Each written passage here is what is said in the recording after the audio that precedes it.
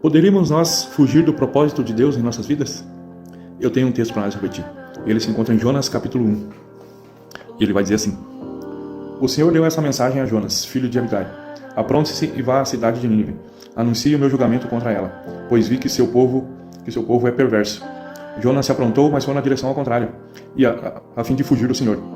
Desceu ao porto de Jope, onde encontrou um navio que estava de partida para Tarsis. Comprou a passagem e embarcou para Tarsis, a fim de fugir do Senhor.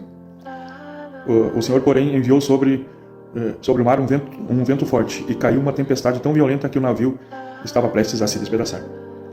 Então a tripulação descobriu que era Jonas o culpado. Aí lhe perguntaram: quem é você? Qual a sua profissão? De onde vem? E qual a sua nacionalidade? Jonas respondeu: sou hebreu e adoro o Senhor, o Deus dos céus, que fez o mar e a terra. Então os marinheiros perguntaram: por que fez uma coisa dessas? Jonas respondeu: joga-me ao mar e o mar voltará a ser calmo. Depois os marinheiros pegaram Jonas e o jogaram no mar. O Senhor fez que um grande peixe engolisse Jonas, e Jonas ficou dentro do peixe por 3 dias e 3 noites. Então, de dentro do peixe, Jonas orou ao Senhor, seu Deus. Então o Senhor ordenou que o peixe vomitasse Jonas. Capítulo 3. Depois disso, o Senhor falou com Jonas pela segunda vez: Vá à grande cidade de Nínive e transmita a mensagem que eu lhe dei. Dessa vez, Jonas obedeceu a ordem do Senhor e foi a Nínive, a uma cidade tão grande que era necessário 3 dias para percorrê-la. Aí Jonas proclamou às multidões: daqui a 40 dias, a cidade de Nínive será destruída.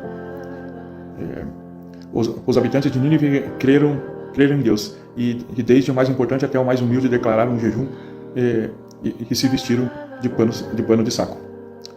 Ninguém, nem mesmo os animais, nem seu gado, nem seus rebanhos poderá comer ou beber coisa alguma.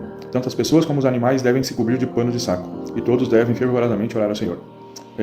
Devem deixar seus maus caminhos e toda a sua violência. Quem sabe assim Deus volta atrás.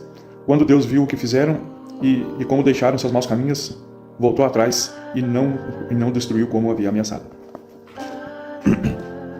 Bom, eu li ali alguns trechos porque o texto é comprido só para nós entender. Bom, eu vinha me refletindo sobre algumas coisas hoje durante o dia. Eu venho falando em alguns vídeos aí, sobre o que vem acontecendo comigo, com a minha trajetória, assim. E por muitas vezes eu me peguei pensando hoje, por muitas vezes a gente fica pensando, no propósito que Deus tem na vida da gente. E muitas vezes esse propósito, às vezes a gente olha assim, se a gente olhar o percalço que vem pelo caminho, ele pode ser doloroso. E a gente às vezes pensa em desistir, desviar do caminho, e do lado ao contrário, que nem Jonas aí, porque daí quando eu comecei a refletir isso, já logo me veio a história de Jonas ali, E na verdade a gente, se for estudar esse texto aí, ele tem muitos ensinamentos aqui, muitos mesmo, sabe? Só hoje ali, assim, só no ler assim eu vim, vendo um monte de coisas ali, sobre o que Deus faz na nossa vida, sobre a nossa desobediência, sobre a obediência do povo ali, quando um povo ouve e ora a Deus, ouve o povo. Mas o que eu quero trazer aqui é o seguinte: o que me fez pensar? Muitas vezes a gente pensa em desistir, isso é normal, a gente do propósito de Deus na nossa vida, porque ele não é fácil. Muitas vezes quem olha de fora parece um mar de rosas, mas não é, porque as coisas de Deus, muitas vezes a gente até estava num estudo aqui, até o nosso professor de teologia, ele falou sobre isso, e eu logo já linkei. As pessoas não querem ouvir a verdade, elas não querem ouvir as coisas de Deus, e por muitas vezes a gente se chateia, e isso às vezes faz a gente pensar em não desistir. Até nosso professor ele citou um texto que também é bem conhecido, que é jogar pérola aos porcos, Muitas vezes a gente fica até que nem Jonas ali, dá para entender, ele ficou com medo, aquele povo era perverso. Certo, na cabeça dele estava esse pensamento: eu vou jogar pérola aos porcos, Só que quando Deus manda, aí vai um dos ensinamentos que eu tive. Quando Deus ordena, é porque Ele sabe o que está fazendo, e Ele vai te dar Ele dá o propósito segundo a nossa capacidade. Então Ele sabia da capacidade de Jonas. E tu vê que foi tão grandioso o que ele fez, que a cidade inteira foi salva. Sabe, chega a dar uma emoção aqui, assim, porque vontade de chorar, porque muitas vezes a gente pensa em desistir, pensa em parar, mas eu vou dizer bem honesto, é normal isso aí pra gente que é ser humano, é normal, e vai vir muitas vezes, eu creio que vai vir, porque a gente é ser humano, mas que nós possamos ter a lição de Jonas em nossas vidas, que é uma das lições da Bíblia, né? Tu vê que ali, se a gente for analisar, eu disse, tem um monte de ensinamento ali, eu podia ficar aqui horas falando, mas que nenhum dos ensinamentos ali, que eu acho assim também, ele podia ter morrido, ele podia ter, sabe, a consequência dele ter ido no contrário das coisas de Deus, do que Deus propôs para ele. Ele podia ter morrido ali no mar. Ele podia ter morrido.